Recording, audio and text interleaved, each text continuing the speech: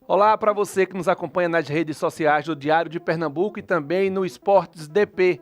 Hoje nós temos uma entrevista um pouco diferente. Nós vamos até a China conhecer um amante do nosso futebol que escreveu 2 livros em chinês, um sobre o campeonato brasileiro e o outro sobre a nossa seleção brasileira. Eu apresento a vocês o jornalista Luiz Zhao. Tudo bem, Luiz? Muito prazer em falar com você. Tudo bem, Luiz? Muito prazer. Amigo, como surgiu essa ideia de escrever o primeiro livro e depois a sequência sobre o futebol brasileiro?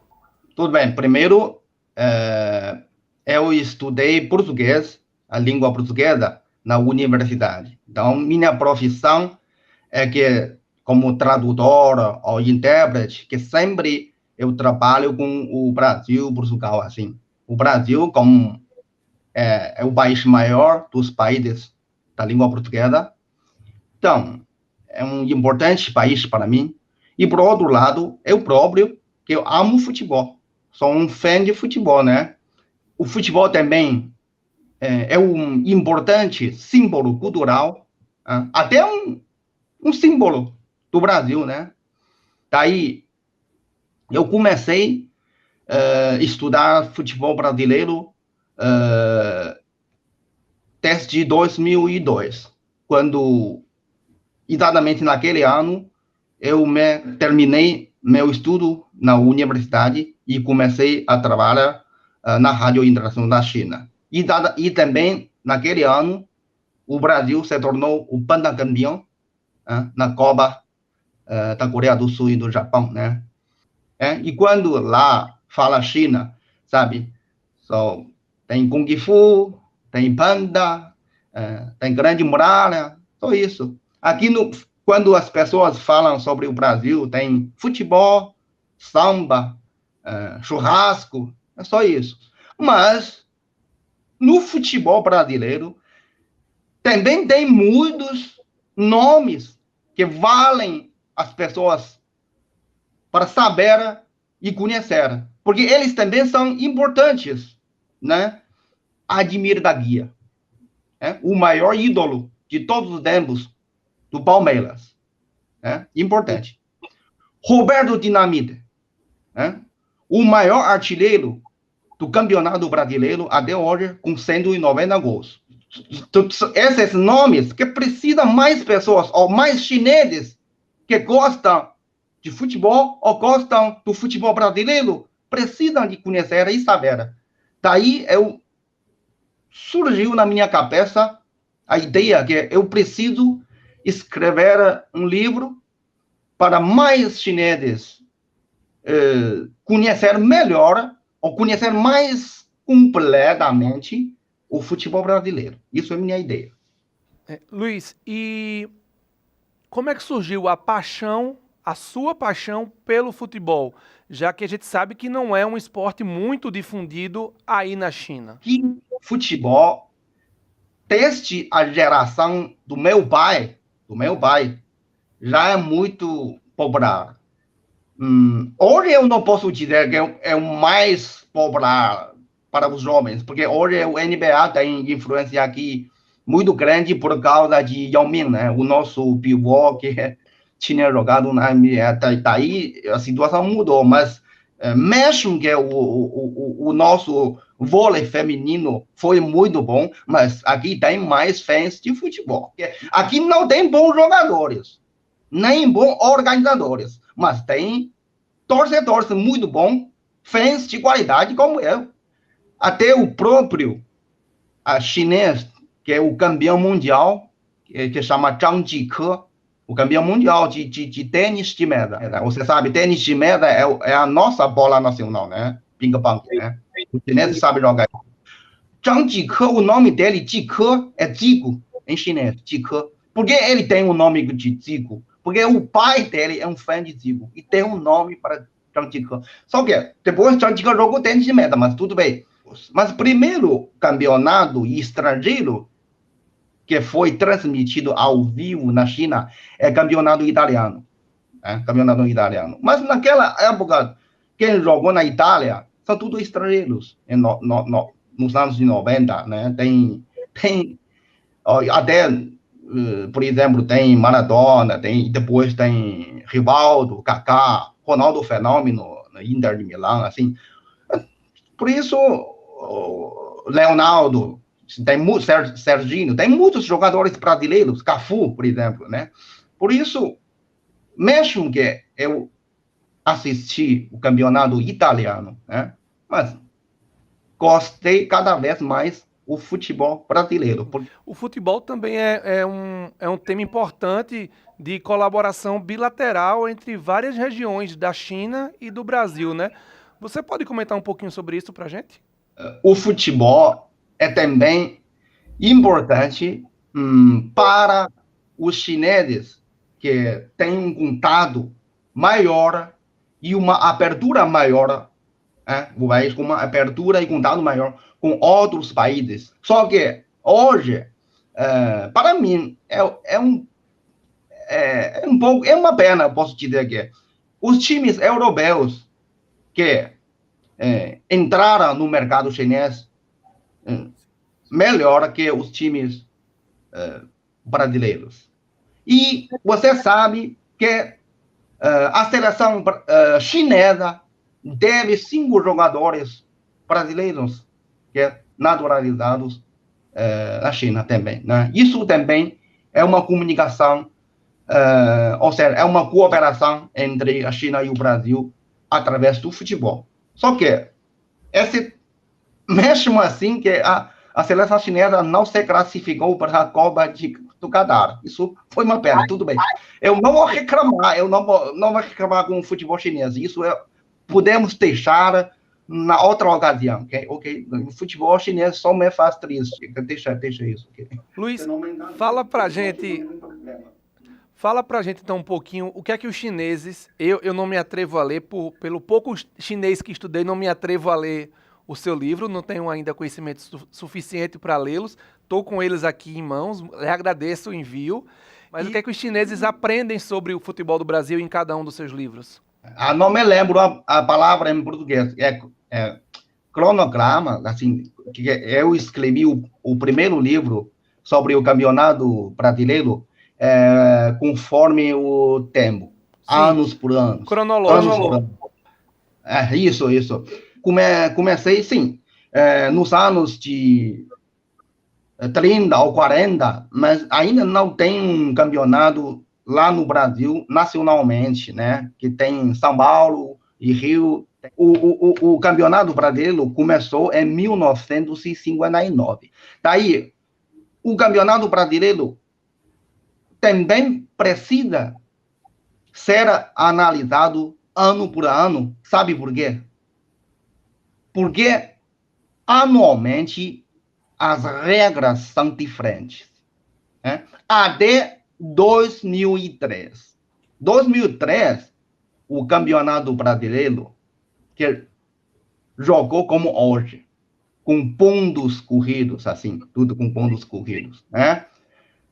Antes de 2003, como eu fiz um resumo, o campeonato brasileiro sempre jogou como um sistema de uma Copa.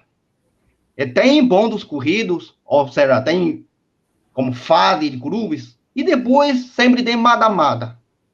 É uma coisa típica do Brasil. Mas também isso é um fenômeno, você não acha, como se é, ocasional ou estranho? Quando o Brasil começou a jogar a maneira como hoje, em 2003, né? Que é com o padrão europeu, que é com pontos corridos, não tem mais mata-mata, né? Depois de 2003 até hoje. Sim. Mas a última vez que a seleção brasileira ganhou a Copa do Mundo foi em 2002. Ou seja, quando o futebol brasileiro perdeu sua própria característica, quando o futebol brasileiro começou a jogar da maneira europeia, o Brasil nunca ganhou nenhuma Copa. Anteriormente, cada ano, os jogadores brasileiros sempre estavam jogando uma Copa prolongada, que pontos corridos como fase de grupo, né? E depois mata-mata. Ou seja, os jogadores brasileiros já estavam acostumados a jogar uma Copa. Que anualmente jogamos assim. Mas depois de 2003, quando o Campeonato Brasileiro não tem jamais a fase mata-mata, você não descobriu tanto o técnico da seleção brasileira como os jogadores não sabem como jogar mata-mata. Perdemos semifinal, perdemos quartas de final. Assim isso. E eu achei interessante como você se colocou agora como um torcedor brasileiro, né? Perdemos quarta de final, perdemos semifinal. O futebol brasileiro realmente pulsa no seu coração, então, né, Luiz? Sim. Já que nós estamos falando aqui de Pernambuco, nós temos 3 grandes times que consideramos aqui em Pernambuco, que é o Sport, o Náutico e o Santa Cruz. Aí na China, vocês conhecem algum desses 3 times? Aqui só Sport de Recife, né, é mais conhecido, né? Eu falo diretamente. O resto não é tão conhecido. O Sport é mais conhecido. Porque o Sport ganhou uma vez o campeonato brasileiro em 1987. Sim, Se não me engano, né? exatamente. Mas aquele campeonato, quem foi campeão também deve ser o Flamengo. Sport foi campeão. Até Sport tem mais chance de jogar na Libertadores ou na Copa Sul-Americana. Isso que tem internacionalmente, tem uma fama mais famosa do que outros. Mas o Sport é mais famoso. Mas pernambucano, mesmo nome um pouco longo, um pouco comprido para os chineses, mas é famoso porque que saiu um jogador muito bom, que aqui também tem muitos fãs dele, que é Juninho Pernambucano. Juninho que Pernambucano. é mestre de fazer cobrança de falta, né? É o melhor cobrador de todos os tempos de fazer cobrança de falta. Melhor. Para mim é melhor. Era importante a gente saber um pouquinho como é que a China vê um pouquinho também do futebol pernambucano. E como é que você vê o futuro do futebol brasileiro? Eu não sou um especialista. Aqui eu trabalho muitas vezes como especialista de futebol brasileiro ou especialista de futebol, mas é na China. Para mim, aquele ambiente, aquela terra de futebol, aquele reino de futebol, como se diz, aquela solo para crescer, né? Solo fértil. Ainda existe. A cultura lá, o futebol ainda continua no sangue dos brasileiros, né? Hoje, ou seja, já não ganhamos nenhuma Copa há muitos anos.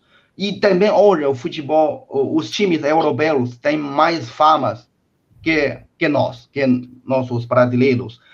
Mas isso que não significa que no futuro já não tem mais chances. Primeiro, não precisamos perder a confiança, porque até hoje ainda somos a única seleção que ganhou 5 vezes a Copa. E ainda somos a única seleção que participou todas as Copas. Única do mundo. Participou todas as Copas. Também temos o único jogador que ganhou 3 Copas, que é o Rei Pelé.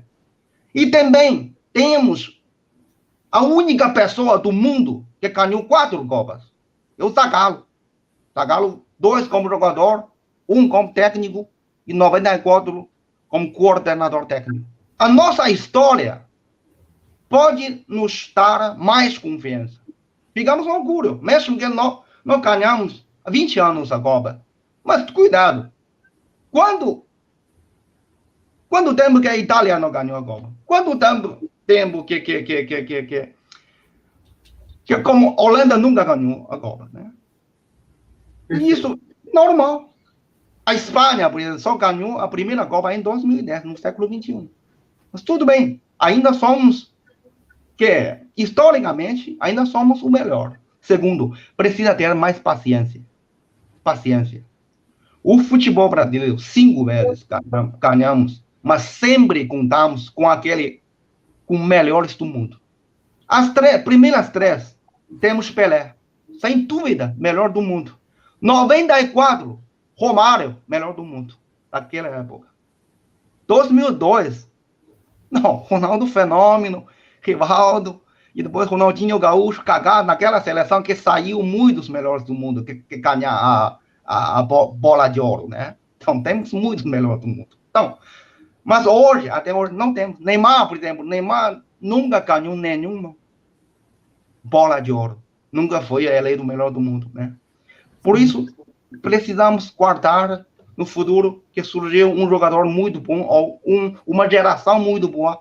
Aí, pode ser o nosso momento. Porque ganhar a Copa, precisamos, claro, jogamos bem, mas algumas vezes, ou muitas vezes, precisamos também um pouco de sorte. Luiz Dial, quero lhe agradecer bastante por poder conversar com você agora, mas muito mais do que isso, por poder compartilhar um pouco da nossa cultura e da nossa história entre os chineses, por compartilhar um pouquinho do Brasil entre os chineses. Muito obrigado. Também é um grande prazer que eu posso receber a entrevista do Diário Pernambucano, com meu grande amigo Luiz também. Também é meu prazer e minha responsabilidade para divulgar o futebol e até a cultura brasileira aqui na China. Muito obrigado. Muito obrigado. Xie. De nada. Até logo. Tchau, tchau, Luiz. Tchau. Valeu. Valeu. E você pode continuar nos assistindo nas redes sociais, na internet.